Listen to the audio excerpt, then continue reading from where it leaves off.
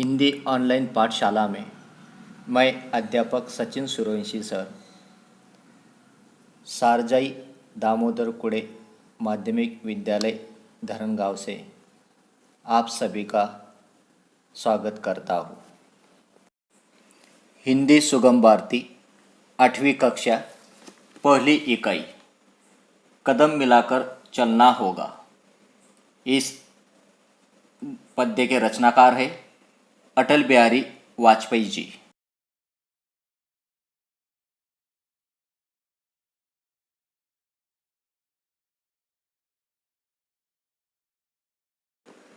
अब हम कवि के परिचय पर नज़र डालते हैं। कवि अटल बिहारी वाजपेयी जी का जन्म 1924 में ग्वालियर मध्य प्रदेश में हुआ। अटल बिहारी वाजपेयी जी जो हमारे भारत के पूर्व प्रधानमंत्री रह चुके हैं, उनको भारत रत्न से भी सम्मानित किया गया है। वाजपेयी जी की कवि, पत्रकार एवं प्रखर वक्ता है। आपकी रचनाएं जिजीविषा, राष्ट्र प्रेम, एकता एवं ओज से परिपूर्ण है। अटल जी की कुछ प्रमुख कृतियाँ इस प्रकार है। मेरी 51 कविताएं, ये उनका कविता संग्रह है। उनके कुछ लेख है, कुछ भाषण, बिंदु बिंदु विचार, अमर बलिदान, ये उनकी गद्य रचनाएं इत्यादि साहित्य उन्होंने लिखा हुआ है। पद्य संबंधी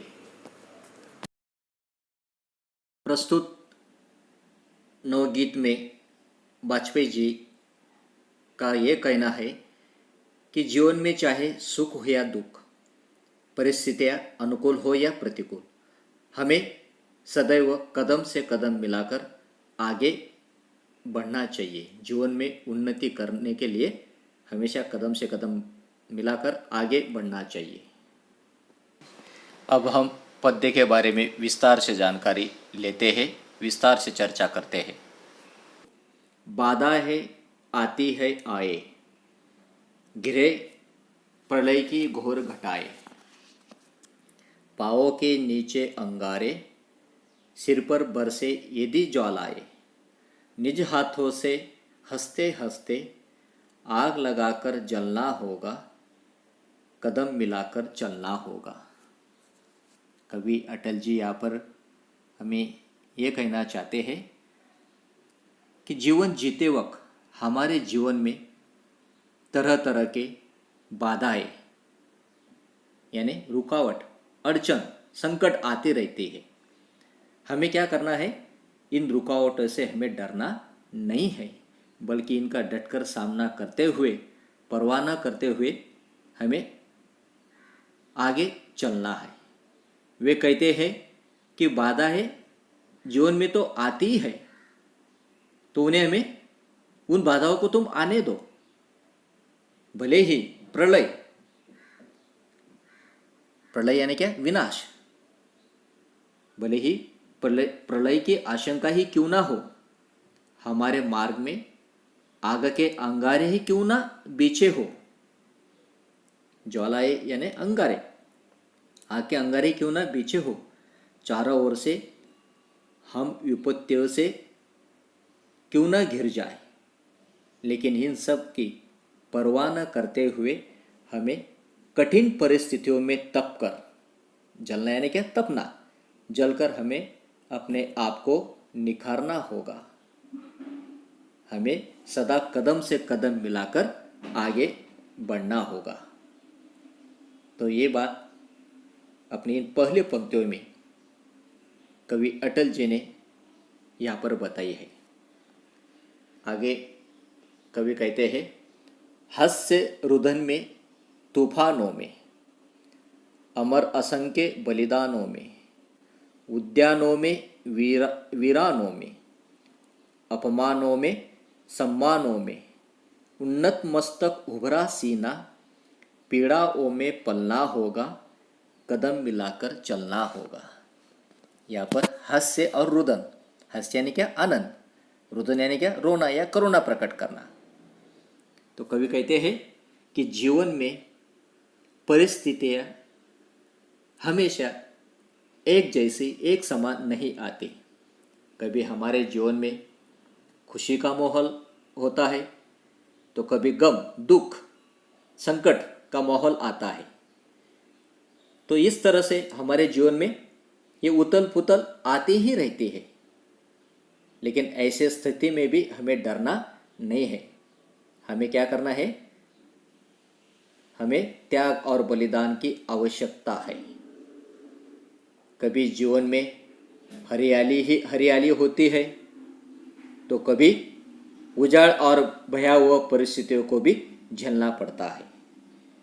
जीवन में कभी सम्मान मिलता है तो कभी हमारे जीवन में हमें अपमान भी सहन करना पड़ता है, पर हमें इससे निराश नहीं होना है। अपमान हमें मिले या हमारा सम्मान न हो, फिर भी हमें क्या करना है? हमें इन सब बातों को सहन करते हुए आगे बढ़ना है, पर हमें इससे निराश नहीं होना है। जीवन में इस तरह का उतार चढ़ाव, अपमान का हो या सम्मान का हो, हास्य का हो या रुदन का हो, इस तरह का उतार चढ़ाव हमारे जीवन में आते ही रहते हैं।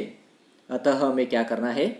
जीवन में आने वाले हर प्रकार के कष्टों को हमें हुबरा सीना यानी सीना तान कर हिम्मत के साथ इन सारे संकटों को सहन करते हुए हमें हमेशा कदम से कदम मिलाकर आगे बढ़ता है। निरंतर हमें जीवन में प्रगति करनी है तो हमें आगे बढ़ना ही है। अगले पंक्तियों में कवि अटल जी क्या कहते हैं देखो। उजियारे में अंधकार में, कल कछार में बीच धार में, घोर घृणा में पूत प्यार में, क्षणिक जीत में दीर्घ हार में, जीवन के शतशत आकर्षक अरमानों को दलना होगा, कदम मिलाकर चलना होगा। कवि अटल जी कहते हैं कि कभी हमारे जीवन में उजाला आता है। उजाला से तात्पर्य क्या? कि सुख और समृद्धि, यानी जो आनंद हम कह सकते हैं। तो कभी हमारे जीवन में उजाला होता है तो कभी अंधकार, अंधेरा, अंधेरा से तात्पर्य क्या? दुख, दर्द, ये भी हमारे जीवन में आते रहते हैं।